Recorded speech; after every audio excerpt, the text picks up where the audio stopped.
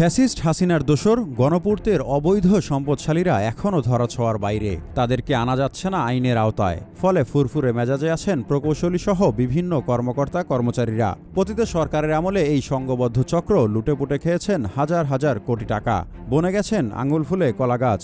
কর্তৃপক্ষও অজ্ঞাত কারণে নীরব ভূমিকা পালন করছেন। অন্তর্বর্তী সরকারও তাদের বিরুদ্ধে পদক্ষেপ নিতে গড়িমসি করছেন, যে কারণে দুর্নীতিপরায়ণ কর্মকর্তারা দুর্নীতি করে অবৈধ সম্পদের পাহাড় গড়ে তুলেছেন। চট্টগ্রাম উন্নয়ন কর্তৃপক্ষ সিডিএর ইতিহাসে কাজী হাসান বিন শামস এমনই এক নাম। একাই দীর্ঘ 15 বছর ধরে একাধিক পদ দখল করে রেখেছেন। প্রকল্প পরিচালক থেকে শুরু করে প্রধান প্রকৌশলী, নগর পরিকল্পনাবিদ, নগর উন্নয়ন কমিটির সদস্য সচিব সহ সব মিলিয়ে 8টি পদে দায়িত্ব পালন করছেন তিনি একাই। একই ব্যক্তি যখন টেন্ডার অনুমোদন, নকশা এবং আর্থিক ছাড়পত্র নিয়ন্ত্রণ করেন, তখন কোটি কোটি টাকার প্রকল্প লুট হওয়াটাই স্বাভাবিক। কাজী হাসানের কর্মজীবন শুরু 1998 সালের 15 জানুয়ারি সিডিএতে সহকারী প্রকৌশলী হিসেবে। 2005 সালে নির্বাহী প্রকৌশলী পদে পদোন্নতি পান। ঠিক একই সময় থেকে তার বিরুদ্ধে দুর্নীতির অভিযোগ ওঠা শুরু হয়। 2005 সালে বাকলিয়া কালোয়াতায় 200 কোটি টাকার উন্নয়ন প্রকল্পের পিডি হিসেবে দায়িত্ব পালনকালে অনিয়ম ও দুর্নীতির অভিযোগে সংসদীয় কমিটি তদন্ত কমিটি গঠন করে। শুনানির জন্য কাজী হাসানকে ডাকা হলেও রিপোর্ট আজও প্রকাশিত হয়নি। কোন শক্তির বলে রিপোর্ট আটকে আছে? অক্সিজেন কোয়াইশ বরিশচর সড়ক প্রকল্পের সময় আবারও বিপুল পরিমাণ অর্থ আত্মসাতের অভিযোগে দুদক তার বিরুদ্ধে 16টি মামলা দায়ের করেন।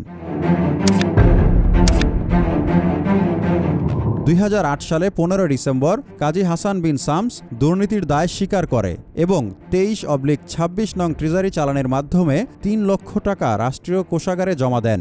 এই দুর্নীতির ফলে তার নিয়মিত পদোন্নতি দীর্ঘদিন স্থগিত থাকে। 2008 সালে হাইকোর্ট এক রায়ে ট্রুথ কমিশনকে অবৈধ ঘোষণা করেন এবং 2011 সালে আপিল বিভাগও সেই রায় বহাল রাখে। ফলে এই কর্মকর্তার পুনরায় বিচারের মুখোমুখি হওয়ার কথা থাকলেও তা আর বাস্তবে হয়নি।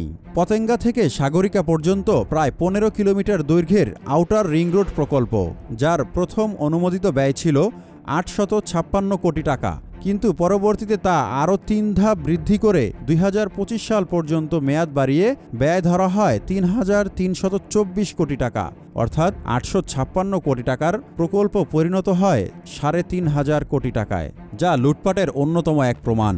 কিন্তু প্রায় 3,500 কোটি টাকা ব্যয়ে নির্মিত সেই সড়কের শত শত ফুট এলাকা ধসে যায়। অভিযোগ রয়েছে নিম্নমানের সিসি ঢালাই এবং রড ব্যবহার না করার ফলেই এই রাস্তা ধসে পড়ে। তদন্ত কমিটি গঠন করা হলেও রিপোর্ট প্রকাশ করা হয়নি।